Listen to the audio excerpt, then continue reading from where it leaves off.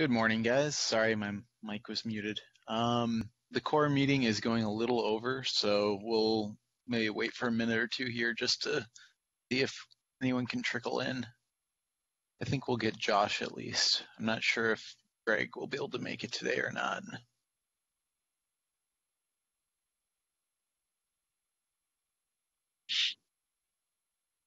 Good morning, Brett.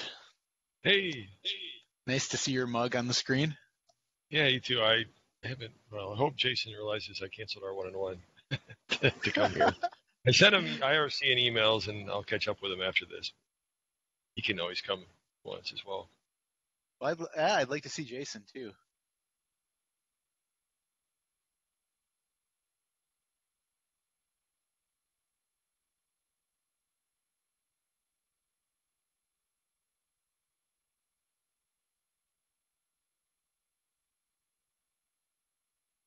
Oh, I am feeling extremely insufficient here in getting through all these PRs every week. I need to dedicate a little bit more time to it in the morning. I make it. I usually can get through all of the new and closed ones, but usually this backlog of old stuff, I end up only getting about halfway through it before the meeting starts.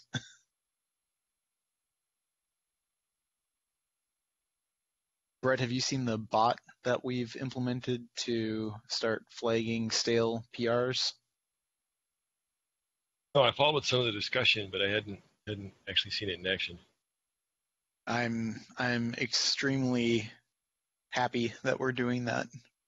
As long as we don't, make it kind of rude for users, right? Like just kind of close their stuff without informing them. But this will be really good.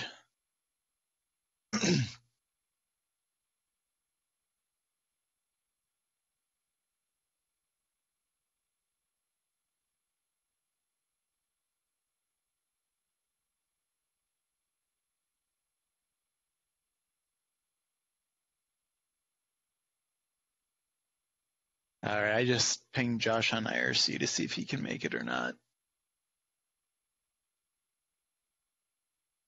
We'll give him 30 seconds. Oh, here he says he's joining now. That's good.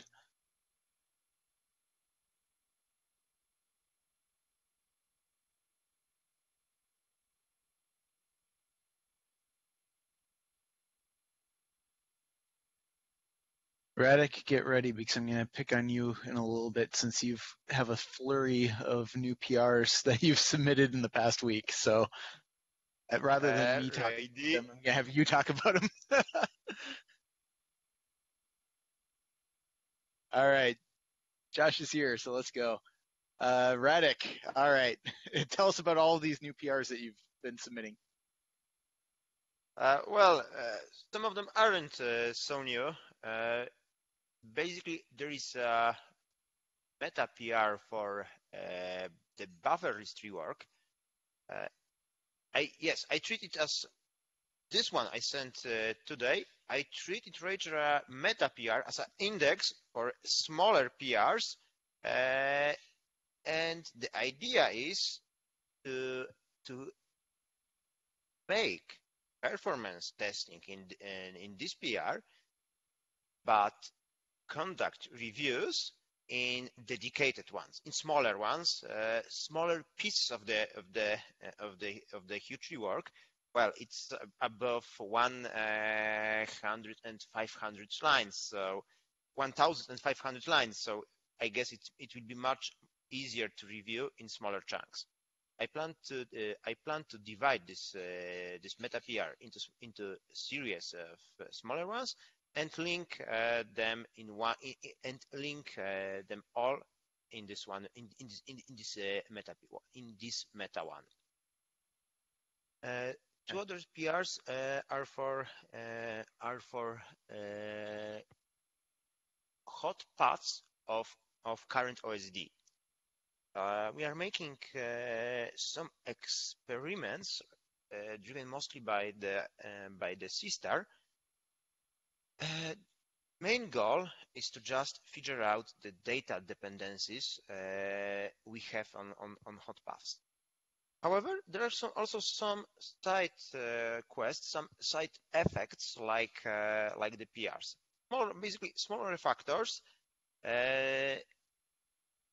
Maybe we'll have something more for current OSD. I mean a shortcut from primary log PG do request, the main entry point for OSD IO path, and for instance object store read. At the moment, well, profiler shows that around 50% of cycles of all CephOSD process cycles are spent in do request and in children. However, only 28, maybe around 30 of them are spent in Blue Store read and on message crafting.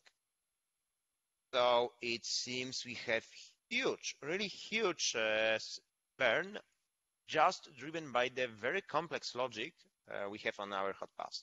I can see we are manipulating. For instance, we are ref counting for OSD map, which is one data structure shared by all between all TP-OSD TPs. 16 threads on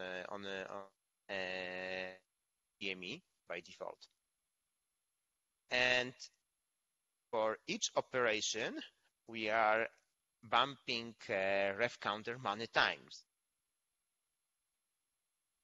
It's not so good for performance, but well, it's only small thing in comparison to the complexity of the current IO path. So maybe we would have something like shortcut, but for very constrained set of operations, like pure reads that are not ordered like writes. I mean, pure reads, one read in MOSD op, nothing more.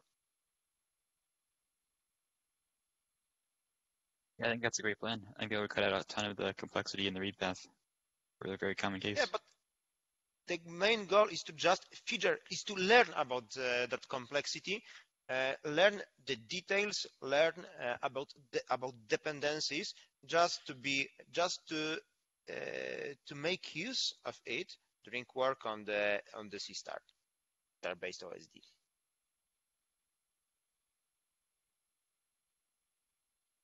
This is a little. Go ahead, Josh. I think that both are important, right? We want to learn about how the current which of the current complex IO path is incidental complexity versus necessary complexity, but also having a fast read path that's very simple makes a lot of sense, and perhaps doesn't need us to understand all the incidental complexity immediately. Yeah, but it also has potential downside.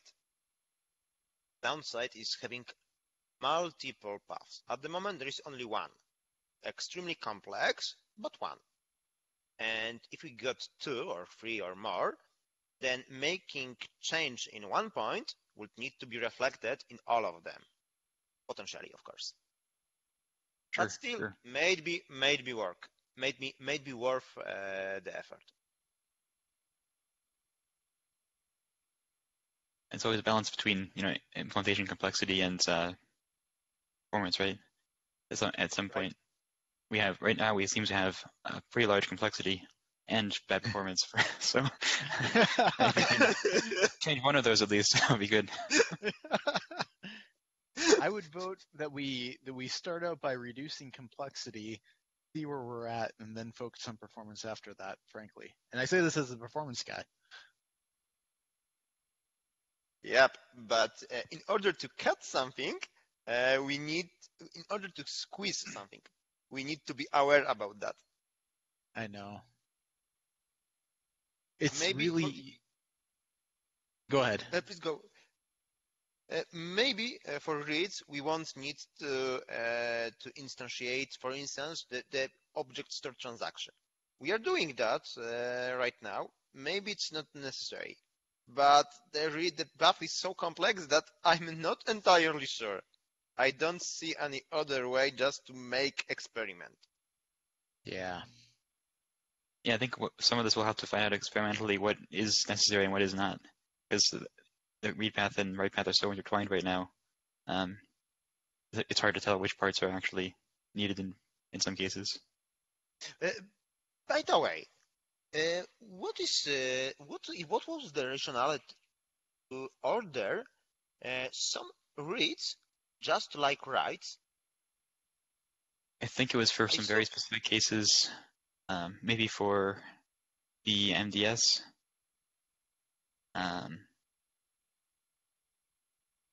Someone working on Ceph could perhaps write a better answer there. I think there's some case where the MDS needed to be able to do that. okay. Josh, I don't suppose any of that reasoning was ever written down. I'm not sure. You might be able to find it on a manual somewhere. Yeah. But it was pretty early on, so it probably was not documented. Yeah. Yeah. All right. Well, we gotta move on here, I think. So, okay. After Radix PRs here, we've got enabled gzip compression in dashboard. I think that's probably a general win. It seems like people were very happy in the comments, so that's good. The stack string stream PR. So it turns out that we are calling reserve all the time unnecessarily. So that's a performance impact, certainly, but there's also something else going on with stack string stream. Neha and Adam both were independently running into like crashes that weren't explained by this reserve issue that was found. So there's more to this than just that particular fix that's listed here. But certainly that fix is still necessary and useful. So I think the current plan is basic. Go ahead. Just curious if somebody has a tracker issue for that crash handy. Yeah, Adam, it's not a crash per se, but just a slow. I can paste one of the tracker issues if that helps.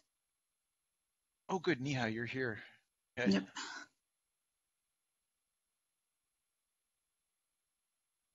Neha, you were seeing a crash, right? No, I didn't see a crash, but I saw hung ops as well. But I think day before yesterday, when I saw those hung ops, I asked Sage to take a look, and he looked at one of the backtraces from the thread that was stuck, and that was the backtrace. That was not really a crash. It was just a backtrace of a stuck thread.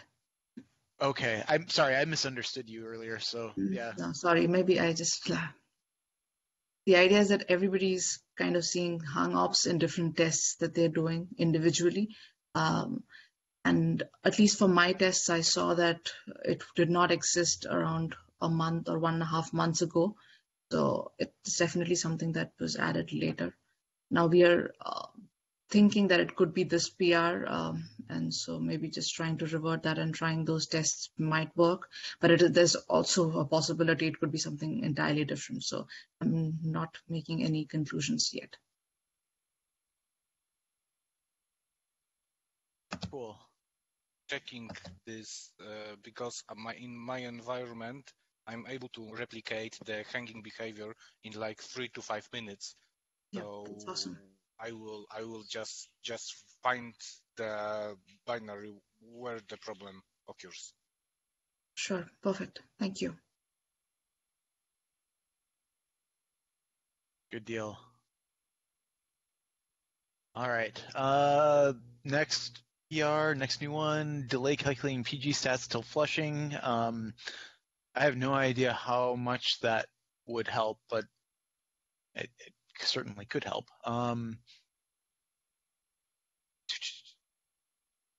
Yeah, he didn't really give any info on what he saw with this. I can see on current master during 4K run trees, I can see that the stat-related activity consumes maybe around something like 1.5, maybe 2% of CPU cycle. So sounds very interesting. Yeah, yeah. I've done things in the past where I've like just not written them out, and it helps. So presumably anything that can remove that as a blocker or as a point of contention would probably be useful. But yeah, I have no idea how much this actually helps. It'd be good to know. I'll try to put a note in there asking for more info. But yeah, it's certainly possible that could be a win. All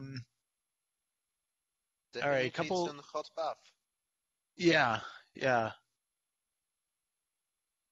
Okay, two close. Actually, one of these is one I missed last week, which was one of yours, Radek. Let's see this. Use reference to M blockers up front and common throttle was merged by Jason. I haven't looked at this at all. I don't actually know what it does. All right. Well, then the other one is yours, Radek. That it looks like that merged by Sage, but I think he said that he didn't think it would actually do much.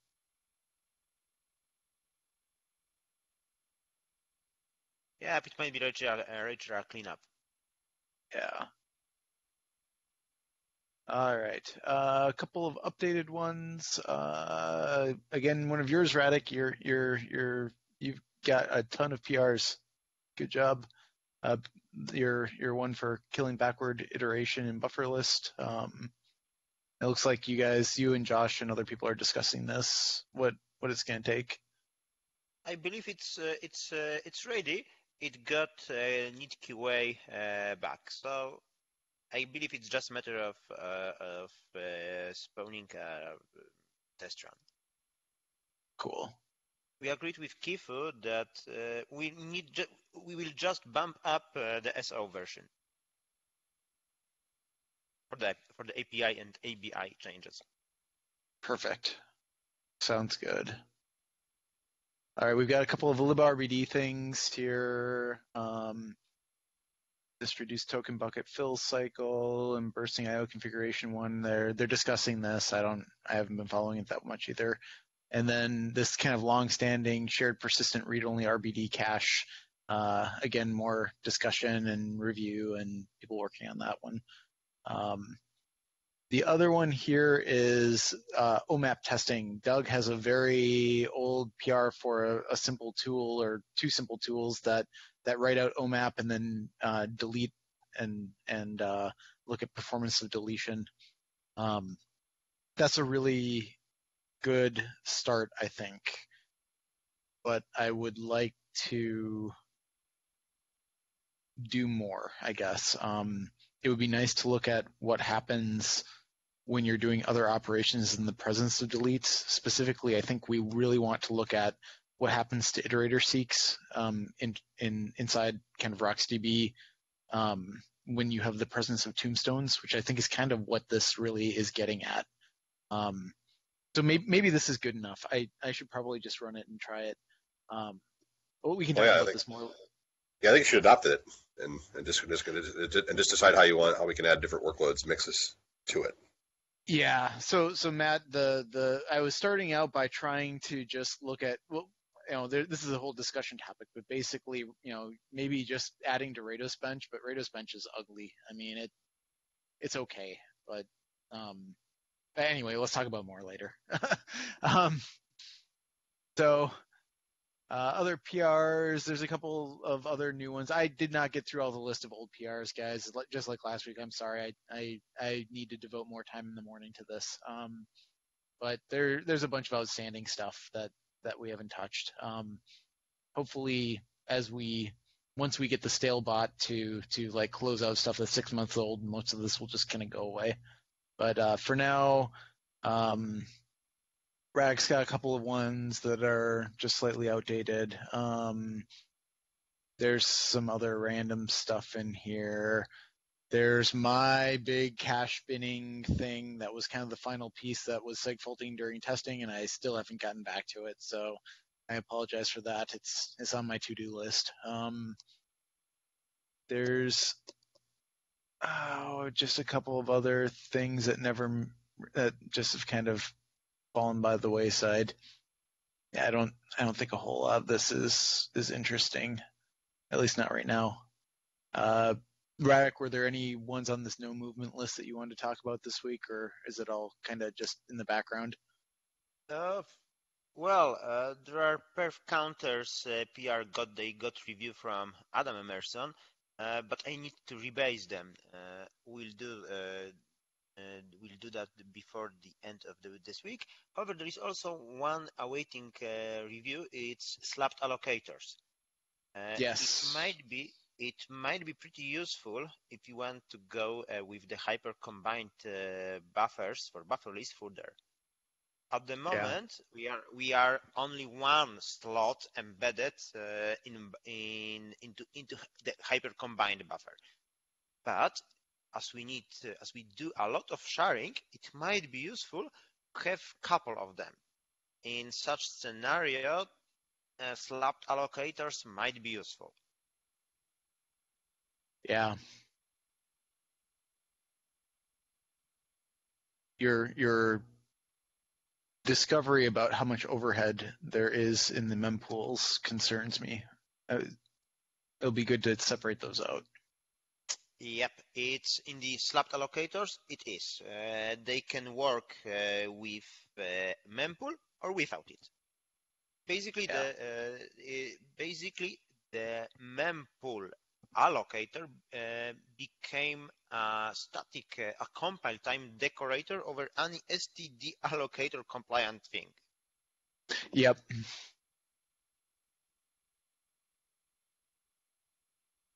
Yeah. I think we need to figure out how to fix the mempools, but that's good. Well, maybe we could go with the same approach we made for perf counters. Idea is to have some number of pre-allocated counter sets, basically, and assign them to a TLS read local storage pointer each thread has. In case of perf counters, the idea is pretty pretty hidden because of the complexity. We had the API of our perf counters is pretty complicated. It evolved over the years, but the idea is pretty straightforward, and maybe applying it to the mempool counters could help also with reviewing perf counters. And remind me, that was what you were seeing, was that those counters in the mempool was what was slow? Yep. Okay. They are sharded, but still they are using atomical operations. Yeah. So if you have maybe even without a config, they are still serializing the execution. Perf counters on typical case live new perf counters in typical situation live without atomical instructions. They are just doing plain additions, plain subtractions, plain operations.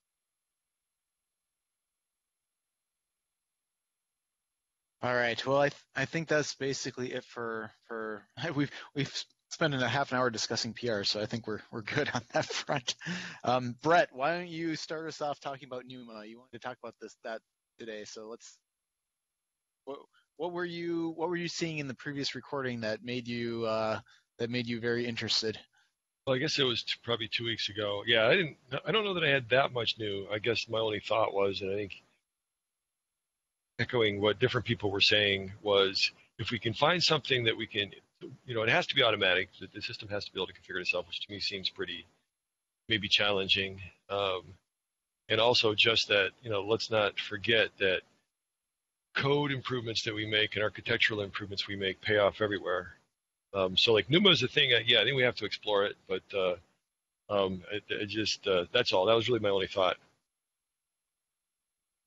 Is there? I don't know. And I didn't see. I know Sage had mentioned he was going to send an email upstream, and maybe he did, and I lost it. I have to go back and search for it. Does anybody know if that happened? I don't remember seeing it, but it's very, very likely that if he sent one, I might have missed it. So, let's see.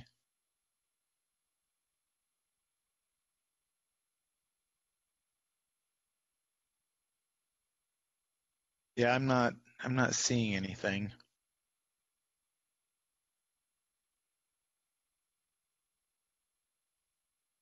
But yeah, who knows? So Brett, in terms of NUMA, I mean, we can certainly do something like pinning, the local NUMA node memory and the trying to keep the process for an OSD running on a particular NUMA node. Yeah. I guess the question in my mind is, what direction do we want to head in terms of the kind of way an OSD looks? Is it lots of how is the sharding working? I guess is maybe what it comes down to, and what goes to an OSD. What are our expectations for when an OSD controls and behave? How it behaves. Is it good enough to take an OSD process and pin it to a NUMA node, or do we actually need to think about an OSD being spread across multiple NUMA nodes? I don't have a good answer to that right now. I don't know that anyone has really talked about it in any kind of visionary kind of way. Yeah, and my fear is, that this could easily be a deep dark rat hole. That because yes, those of us that have some, if we inspect a system, we can probably come up with some NUMA optimizations that will improve things. Can we make the system do it itself in a way that's reliable, in a way that we can guarantee doesn't make things worse?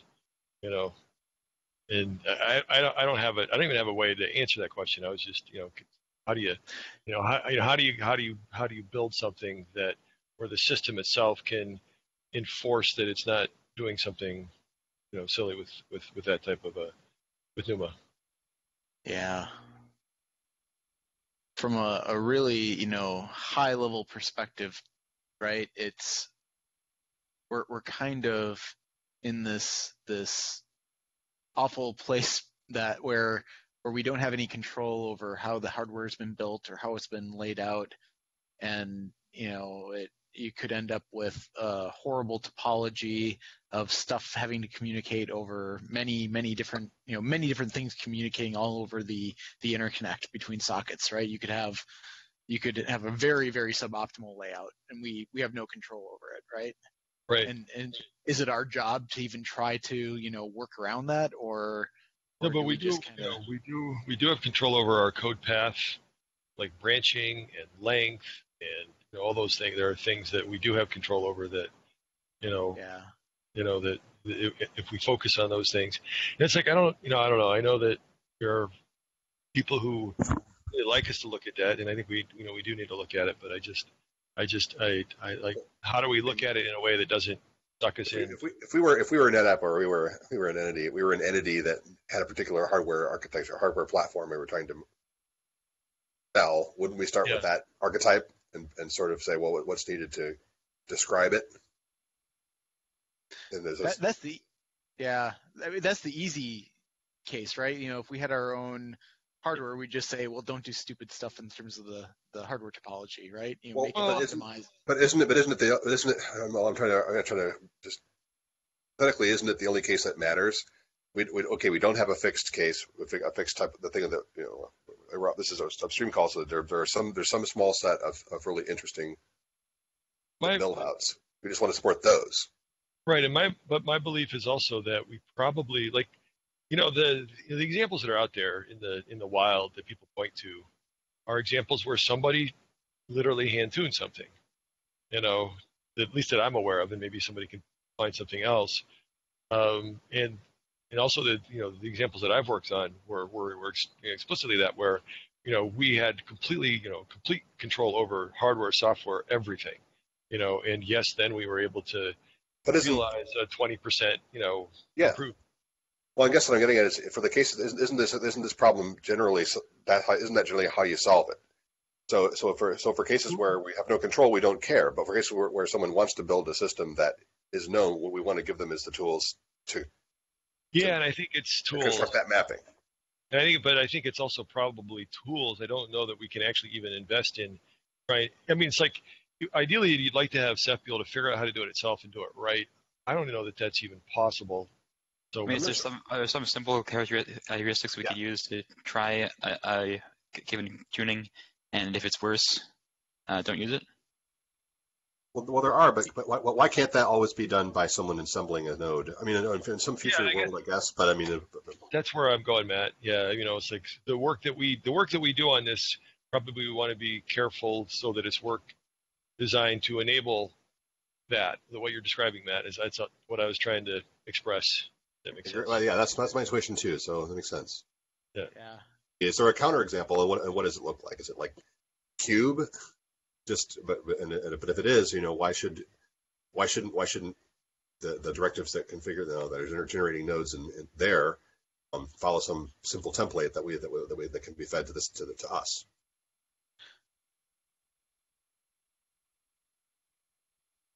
From like a really high level perspective, right? If you have a suboptimal topology, there are decisions that you have to make. Do you decide to put an OSD on a node that's close to the network, but might have a lot of other OSDs already placed there? Or do you place it on another complex that's far away from the network, but has lots of CPU resources? These are the kinds of things that become really messy and icky, right? Like I don't know that we even can make those kinds of decisions reasonably. But those are the kinds of decisions that have to be made, right? Well, in where I've seen this be successful, there was a team of a number of resources who just worked on this for like a couple of years in a very constrained environment. Yep. Yep. So, that's my concern. It's like in my heart I want to. It's like it seems really attractive, but maybe we could at least flag things, right, for the user. We could at least say, this OSD is running on a NUMA node that is far away from the network. You could maybe at least say something like that. Well, that might be a good place to start. Yeah, with some of that. It's like, but it's far away from the network is fine. And it probably depends on the type of storage device. I'm guessing whether, like 2 weeks ago, you were asking, well, do you want to be close to the network or do you want to be close to the storage device? If you can't pick both. Don't know. Probably depends on the type of storage device, right? Exactly. And maybe you have enough of interconnect throughput that it doesn't matter, right? Yeah. It all depends on the hardware and how it behaves. The old AMD CPUs from like 5 years ago were awful with hypertransport with like four sockets. You had to make multiple hops before you could get to a corner. But a modern like 2-socket Intel with QPI, it's not that bad for a lot of cases. Not every case, but for a lot of cases, it's good enough, and you don't really care that much. Yeah, I don't know. Very murky and icky. Yeah.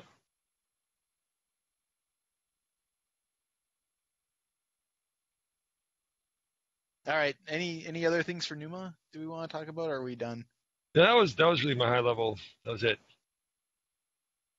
All right. Hey. I will go on here then to talk a little bit about OMAP testing. So go ahead, Adam. just have one small note about NUMA. When I tried to play with actually splitting OSDs to separate NUMA, the one thing I was unable to split, which is a code. It seems that linker decides where the libraries should decide, and it just keeps them there.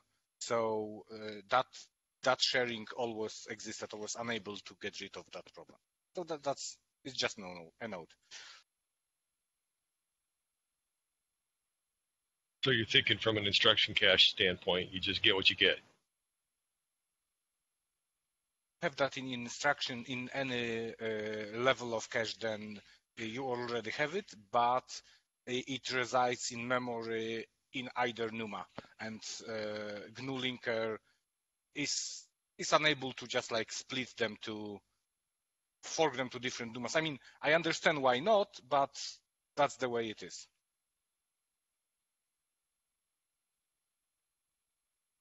Do you remember how much that were you ever able to figure out what that the result of that was? Like, was it really impactful? No, I have not. I don't recall any actual numbers. Okay.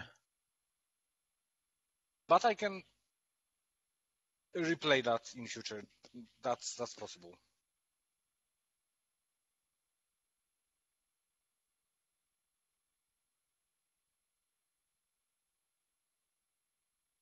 All right.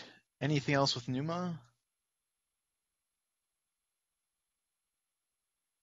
All right. Actually, before I go on to OMAP testing, Nick, I'm going to pick on you a little bit because you have had things to present every week or things to mention. Anything new this week regarding your single op latency testing? Unfortunately, not this week on deferred rights, but I have got some on your favourite topic, being DB sizes on SSD. Oh, well, very good. What are you seeing? Well, as you know, I've been doing some upgrades, and we've got a sort of a variety of sort of hardware and different SSD sizes. And what I've noticed is that I think we had an exchange on the mailing list about a month or two ago that I was seeing sort of DB sizes all around about sort of 2.5 gig. Okay. And it turns out what's actually happening is on nodes that have got DB partitions less than about 40 gig, because the way the RocksDB works, the whole level of the RocksDB has to fit on. If it doesn't, it moves it onto the slower device. So what I've actually been seeing happen, even though I've got, say, like a 30 gig SSD partition, it's putting the bulk of the data, which is like the level 3, onto the slow device, which I think is a bit of a problem, because effectively where we're saying, oh, it's a certain percentage, you've actually got hard limits. So you've got to have probably at least, say, 40 gig, and then the next threshold is probably about 400 gig. So any value in between there, you're not going to get any benefit. Yeah. It would be nice if we could kind of automatically tune the size of the levels to fit within whatever you've given, right? Yeah, I mean, so where I am at the moment is I've got it's a 400 gig Intel P3700. I've sort of shrinking the OS and the swap partition at the start. I managed to get the partitions up to 29 gig, and looking at all the sizes and sizings of the levels, I thought that would just be enough to fit the level 3 on, but apparently it isn't. So I'm going to try again and squeeze it up to 30, which is literally the maximum I can go. Hopefully that will do it. I know definitely 40 gig works, because I've got some nodes that have got 40 gig partitions, and everything's definitely on that, nothing on the slow. But if 30 gig doesn't work, that's going to be quite annoying. But that is probably something that should be either, like you said, fixed or at least be made aware. Because if someone went out and spec to get, say, 300 gig SSD partitions, they're going to be sort of disappointed if they were having to get to a certain minimum to actually get that on there. So Nick, you're advanced enough of a user that if you could probably tweak the RocksDB level sizes and number of levels to kind of massage it into the size of DB partition that you've got, so that like level 3 fits. Okay. Yeah. I mean, what I was trying to look through, where are those settings? Let's see. If you look at the RocksDB tuning guide, I think that they talk about it a little bit in there.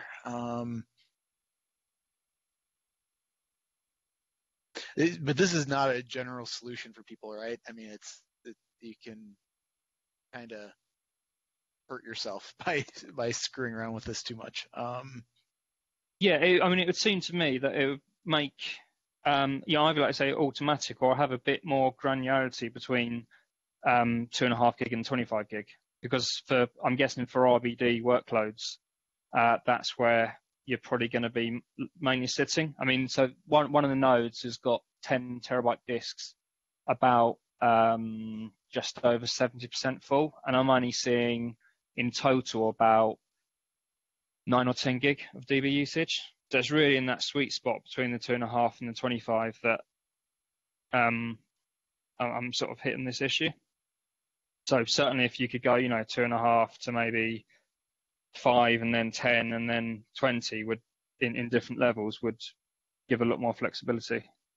But I don't know what the impact there is if like the amount of compaction goes up or something. Nick, I just linked the tuning guide. If you look at the section titled Level Style Compaction, there's some notes in there about max bytes for level base, max bytes for level multiplier, target file size base, target file size multiplier, and num levels and all this stuff. And theoretically, you can probably tweak these to the point where you can get your kind of highest level size to fit within the partition size that you've got. Yeah. It's probably not going to be real simple to get it exact, but if you can probably get to the point where you've got enough headroom that you're using like most of the partition before you hit the next level, to go onto the hard disk. Yeah. Okay. And these are just in the sort of ceph.conf under the OSD section. You should, you should be able to tweak the RocksDB, that like RocksDB options line for BlueStore. Yeah. Okay, and I guess that needs to be done on a sort of either as the OSD is created or when it's empty. An existing one where I've got this where the DB is on disk, it's not going to do anything. Yeah, probably not. I don't think it will. Although I've never tried it on one that has data in it before. So your situation may vary, I guess is the answer. But that would be the thing to try.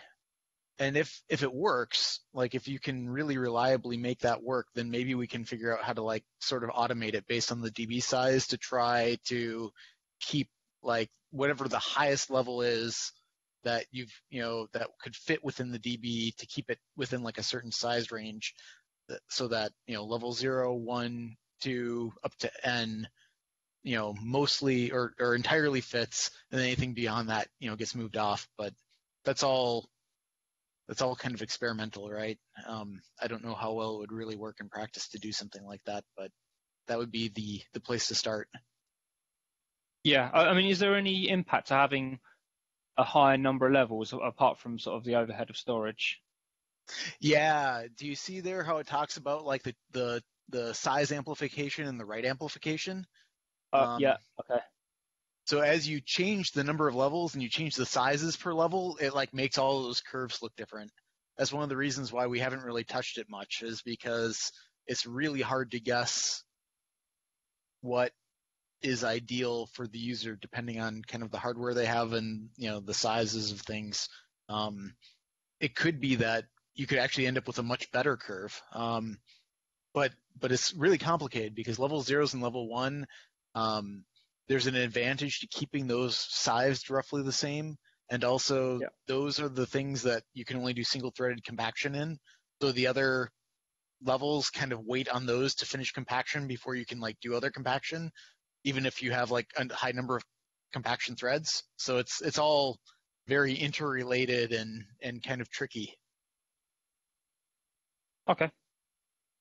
We our assumption is to kind of just start out by trusting what the RocksDB guys have chosen, and unless we have a good reason not to. But certainly it's possible that there could be room for improvement here. If you want to play around. I think one of the issues I was potentially seeing is I guess if you almost look at this as a similar scenario to when you had file store trying to keep all your directory entries in Slab.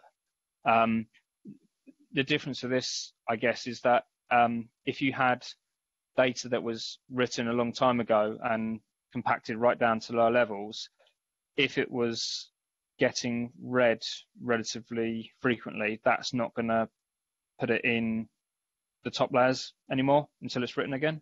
Is that correct? Yeah, I'm trying to remember how RocksDB ends up deciding when it moves stuff up from a low level up to a higher, a higher level down to a lower level. But I don't know the exact heuristics about how it decides to do that and when and where. Yeah, okay. There was something though with RocksDB that there was some kind of there might be something else here that might actually make this easier, Nick, but it was something that was added to RocksDB in the last year or two, where I thought they were maybe trying to figure out an automatic tuning for the level size, and I don't remember exactly how it worked, but that might be useful for you as well. I'll look that up, and if I find it, I'll send you a note on the mailing list or something. Okay, yeah, I did see there was one thing they did change where I think originally you basically set it on level 0 or something, but then it changed and you set it on level 1 and then it calculated what all the others should be relating to that. But which could be what's happening, but I think it's because it's that being set at 2.5 or 256 or whatever, and it's then just going up by a factor of 10 just means that if you haven't got at least a 30 something gig size SSD, then you're gonna fall foul of it. Yeah. All right. Maybe we can wrap that one up for now and then just very quickly talk about some of this OMAP stuff. So, all right, OMAP. We're slow. File store, at least on the test that I was doing, was taking about 5 cores to do 1.5 to 2K write IOPS for small OMAP entries. In this case, I think it was 512 byte writes. And BlueStore was actually taking more cores, but a little faster. Single copy? Probably, I mean, were you basically no replication? No replication, single OSD on an NVMe drive. Or sorry, not an NVMe drive, a very fast SSD drive, fast PCIe SSD drive. I was wondering if you were hitting the issue with the latest master where they had that regression in debug builds. When did that merge? The last several weeks, sometime in the last month. It's possible. Those numbers are fairly low. I'll go back and check. The thing I noticed when looking at a wall clock profile was that we were spending a lot of time in every single TP-OSD TP thread doing encode and various other things. With 16 TP-OSD TP threads, each thread was active about 25% of the time. So that was like 4 cores just being burned doing TP-OSD-TP work. The messenger was certainly busy, but I'm not sure. Well, maybe. RocksDB was also spending a lot of time doing compaction, but that was maybe only a core or two. I'll take a look. It's worth making sure and double checking. Yeah, we're double checking. Yeah. I think though, looking at a profile of where we were spending time, I think it was just that with little tiny writes like this, we just have a lot of overhead all over. Yeah, that makes sense. I mean, 512 bytes is pretty tiny. Yeah. But that's kind of in the right realm though, right? If you assume that you're doing an update with just like, a small name of, essentially just like a small name of an object. I mean, Josh, does that seem, at least sort of reasonable to you? I think it's a reasonable size. But this was using the radius bench OMAP option.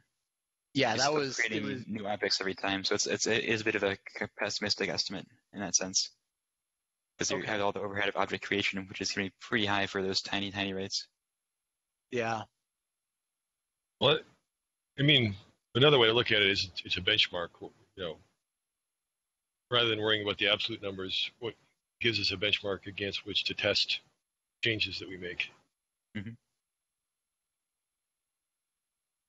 Josh, one question for you might be, you had proposed that we might be able to batch small OMAP writes together. Yeah, I was talking about at the RGW layer, actually. It might be possible potentially to batch small operations like this together. Matt and Casey, are you guys still on the call? Yeah, could you repeat that part? So one thing that came to mind was, is it possible for RGW to do some kind of batching with its OMAP updates? I would say for some purposes, yes. I mean, if we can describe this particular, I'd be very interested in helping with that or trying to think about ways to do that. We already do some. I mean, for example, there's two or three things. One, there already was work done by Casey initially. I don't know if it has merged or what, but there was a range delete for deleting whole bunches of keys, which we thought would be helpful, and that we can expedite that. Other operations are already batched. Like if we're operating on either getting all of or mutating a bunch of, or in almost all cases, if we're operating on the metadata on the OMAP entries for an object, we're already batching them all. We may not be batching them in the CLS at this stage, but the work that I was describing, Casey's range delete thing was all the way down into the CLS, and so it worked all the way to the object store. So I think if we could audit more of that, but there's I think that one was we expected to be immediately helpful, and we could figure out what happened to that. So Matt, how this arises, for example, in GC where delete all these things or delete all these entries in the buck index or et cetera, et cetera. There's a bunch of cases where we could. What about the other side, like the write path, when you're adding new objects? Would it be possible to delay the bucket index updates and batch those up too, or is that already happening? Or delay? I mean, for example, if you're adding, yes and no. I mean, if you're adding objects, right? Mm-hmm. A little bit different, or we're doing puts. I mean, you'd want at each RGW, you'd want us to sort of stage the completions of a bunch of things together and then complete them together. I mean, that could be done. Yeah, I'm wondering if you want to increase the throughput of that kind of operation, that might be one way to go. It involves, it's kind of speculative, right? I mean, we could prove whether it works or not, but yeah. But it involves delaying completions of work until and delaying responses to the client until some amount of coalescing has occurred. Right now it's all synchronous, right? You have to do the bucket index update on a per write basis before you can acknowledge the write. Oh yeah, Or, and that's sorry. Sorry. Not yeah, but sorry, none of it is asynchronous, right?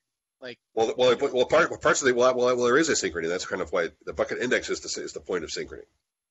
So other IOs that are going on, like streaming out, object stripes. That's highly asynchronous. But right now, but OMAP operations tend not to be at all asynchronous for this, precisely because we're kind of using it as the checkpointing. We are using it. And you don't do anything where you can batch any of it, right? It's like you do one at a time. You do one update to the index. For prepare delete and for inserts, yes. As I say, there's a special case for various kinds of trimming operations. Yeah. So bucket index trimming that was what Casey's work applied to, and that can perhaps be extended to some GC cases and stuff like that. Mm-hmm. So although as we've kind of discussed, we could take potentially like the case that we can take GC out of OMAP, and that would be a bigger win. Sure. But having said this, we can batch trimming of current. Maybe many of those, right? Those are all for CLS log, I think. But I can see doing that, but I'm not. What I'm not seeing though is a ton of depth for this, because the operation being done is big and is big-ish, and just waiting to complete them is going to introduce is going to perturb the flow in other ways that's very client visible. Sure. It's something we can experiment with and see what the effects are, right? Yeah, exactly. There may be more, but there may be cases I don't know about. Where we're doing a bunch of operations in a sequence that we could have batched. Mm-hmm. But cross operation, cross API batching doesn't feel very logical, but maybe it is. Well, another case to consider might be many puts of very tiny objects to RGW. Transaction semantics we have regarding any of this. Well, but you're right. We could allow. So for that, now that we have a torture workload that works like that, and yeah, we could with the logs where the objects being created are pretty small, but yes, where we could make it so that there is one. We are writing very small objects, and then in that case, if we batched up things that are occurring within a 50 millisecond window or something like that, maybe it would be something we could then do all the lists at once.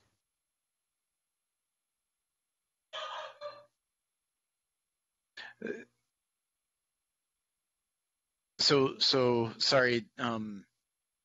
What, Josh or Matt? What's available to us in terms of kind of putting all of these updates together, kind of as a single transaction? I'm really naive in this regard. What's the interface look like for that? Well, I wouldn't waste our time too much time noodling it. You can. Maybe we should have. I think one thing I'd like to set up maybe some kind of ongoing conversation that's just about this, just about OMAP work, and that. But I don't know yet. But I think it could operate at two levels. Josh is introducing the highest level, and I think that's useful to think about. And there's perhaps a lower level one, right, where a bunch of operations have rendezvoused in the OSD. Now we complete them together, allowing them to combine. And the RGW doesn't know about that case, but it has happened. What I feel like I don't understand is kind of what the whole path looks like, right? Like, the latter one. Well, in each case, there are operations firing coming in. Those are the two cases. There are the two ways of looking at it. One is that operations are intersecting at the RGW, like put foo, put R, put Jerry, and we rendezvous there together in like a window, and then we batch the whole maybe the parts that are synchronous to the end. We batch up the index update for put Food Bar and Jerry together and complete there in one CLS op, say on RW or on an OSD if they happen to coincide. But another way of looking at other way would be if we allow some of our own CLS ops to rendezvous with each other and build up a transaction and then complete it when we hit some sort of criteria. So the puts that happen to land on the same OSD rendezvous together in a window and then complete together. Yeah, I see what you're saying. I think it's a bit tough on the OSD side due to the way peering and recovery work today. I think it's a bit. I'll be honest. I'll be honest. That making the OSD actually work efficiently is really there's different views. But I mean, trying to work around things like that are really that intractable. We need to look at maybe changing how we're doing it. Sure. I think that's much easier in a C-star world of the OSD than the current design. But both are hypothetically both are acceptable. But I mean, I really would the various things, the various rules of what you can't do to be efficient in the OSD. We keep a list of those and start beating them down. Talking about efficiency in the OSD, I think Mark's testing has already shown some areas where we can improve quite a bit just in the CPU usage for the op processing path. But I'll try to mark up, make a note out both of these approaches. Batching is, because we have thought of this before, and especially we did it on deletes. And I think we might be able to get that one in for the things that are, for as a quick fix for the some of the speed ups of the things that are of CLS log trim. If it isn't already in, which I think it didn't quite make it, or if it is, then I'll report that. But I think it didn't. But if it is the case, it's interesting because you can analyze it directly, right? But it's either in already, and it's either helping or not helping, which I don't remember in any detail, or else it's quasi stalled and we can finish it. Yeah, sounds good. We're over time, guys, so I'm just going to quickly mention that I started ripping Rados Bench apart to, I've got like a list of wants here that I was going through and thinking about trying to make it kind of meet those desires. But after I kind of got done ripping it apart, I've got all these pieces, and I've got something that works, but I'm kind of questioning whether or not how I put all of this back together and if it actually makes any sense. Doug's tool that he wrote that does basically OMAP writes and then deletes looks really nice and clean in comparison. So I'm wondering if maybe I should be focusing on his rather than Rados Bench. But also his is not doing very much, right? It's pretty kind of bare bones specific to focus on that. What's good about that is that that you can elaborate into something that just understands OMAP use cases.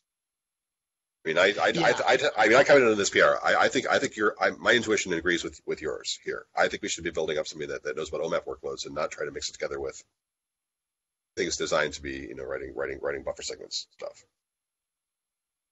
Yeah, I mean, at the very least, I want to get it out of all of this out of the Rados tool because there's tons of stuff in there that's not even related to any of this. So yeah, I'm not clear why there can't be an OMAP bench and why that wouldn't be a more sensible organism. Sure. So yeah.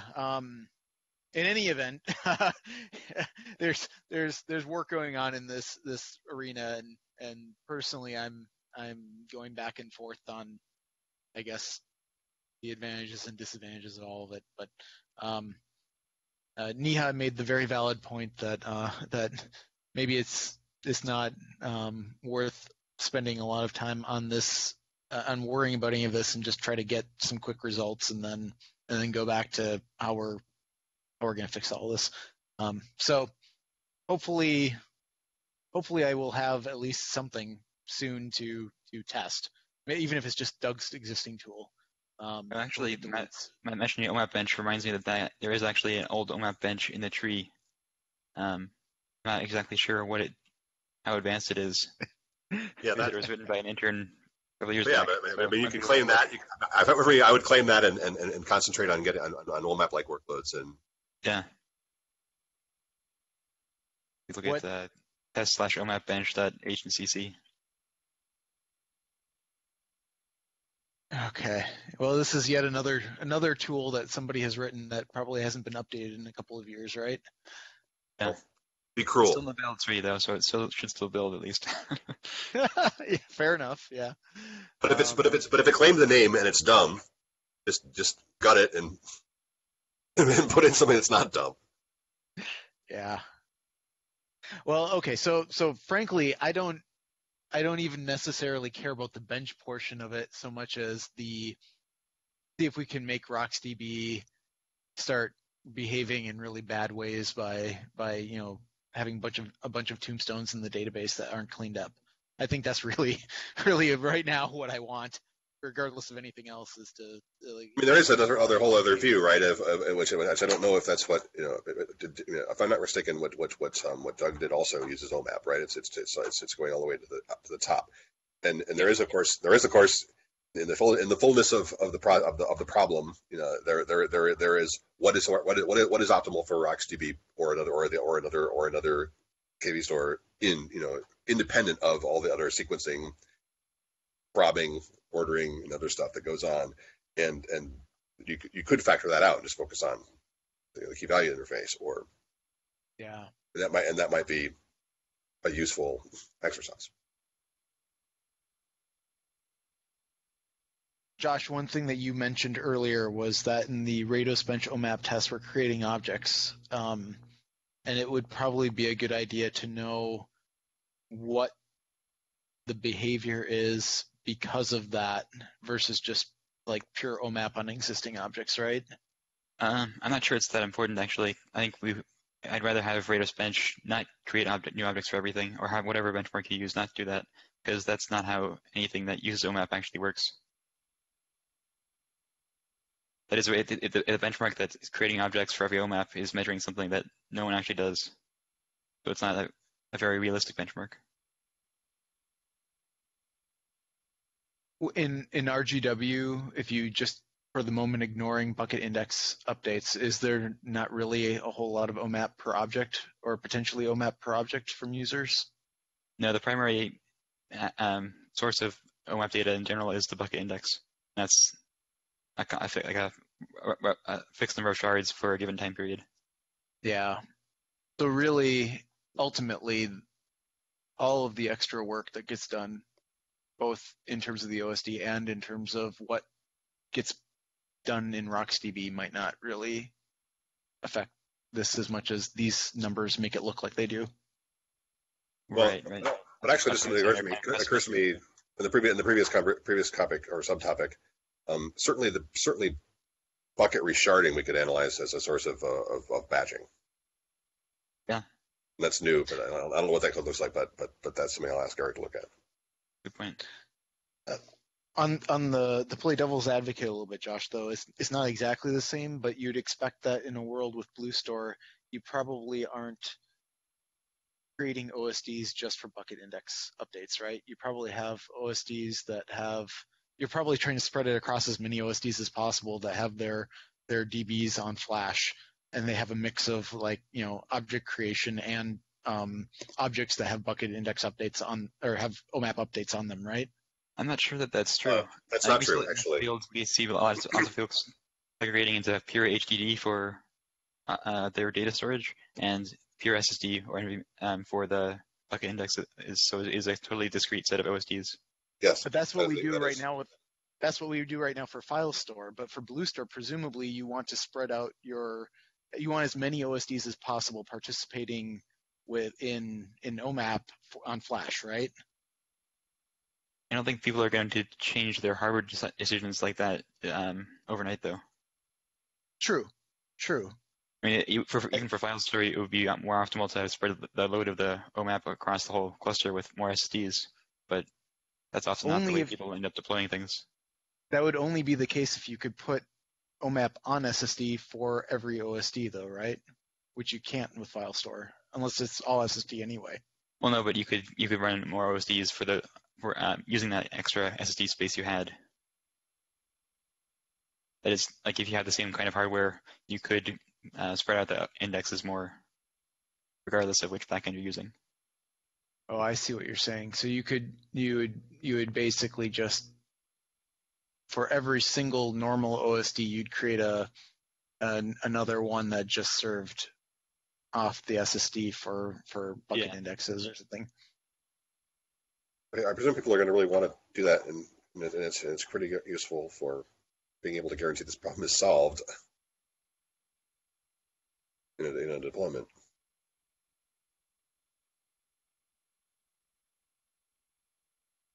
So Josh, do you think in a Blue Store world, I guess my view on the Blue Store world was that probably people were going to go back to kind of the simplest deployment procedure possible, because in Blue Store, the OMAP is going to be on Flash if you have a Flash DB. It doesn't really, in my mind, I guess it didn't make sense anymore to be creating extra OSDs that were on Flash, only on Flash, because the block side of it doesn't really do anything for you for OMAP anymore. I think it's I think folks tend to look at it in the opposite direction. Like, what's the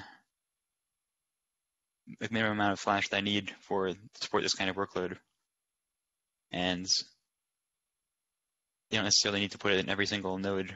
You have a huge amount of data and a very relatively small amount of OMAP data. You're kind of by splitting it now, though, right? You're in some ways kind of hurting yourself, because now you have to decide how much Flash to give your non-bucket OSDs, non-bucket index, or index bucket OSDs, and you have to decide how much those should get. Whereas if it's one OSD, they share it, right?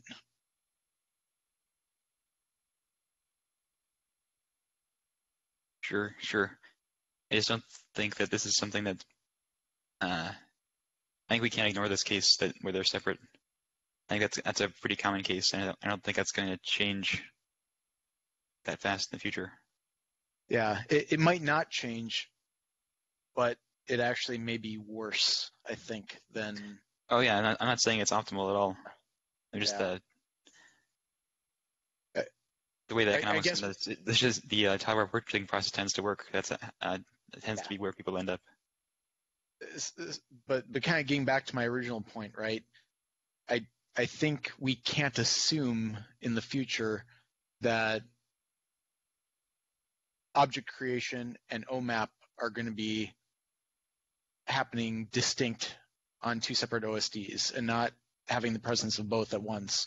Does that make sense? Sure. Like, it might be the case that most people are still going to separate them, but I don't think we can base any decisions on the assumption that you won't have object creation and OMAP happening on the same OSD. Sure. No, it's not. It's certainly not an assumption we can make, but I think it's good to focus on the common case today, and how RGW tends to be deployed. Sure. For this problem. Okay. All right, sorry guys, we're like 15 minutes over. Any last things people want to talk about?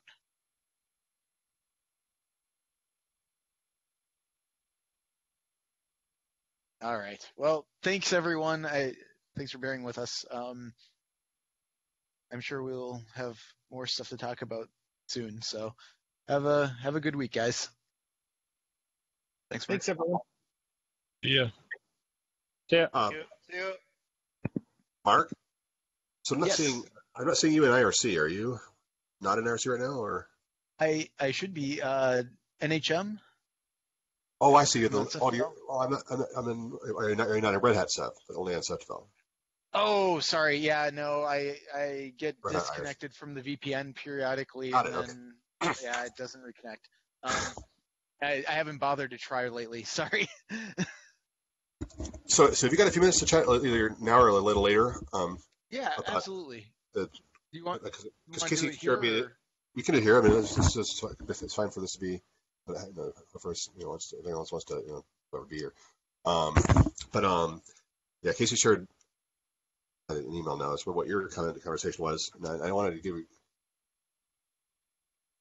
Actually, let's maybe we can move to another Blue Jeans. I'll paste you mine. Yeah, absolutely. I need send me the meeting ID on IRC because I'm using the Blue Jeans app and it doesn't deal with names or links or whatever. But, so if you just send me the ID. Give me a second. I'll figure it out. Okay. I'll join you in a minute here. And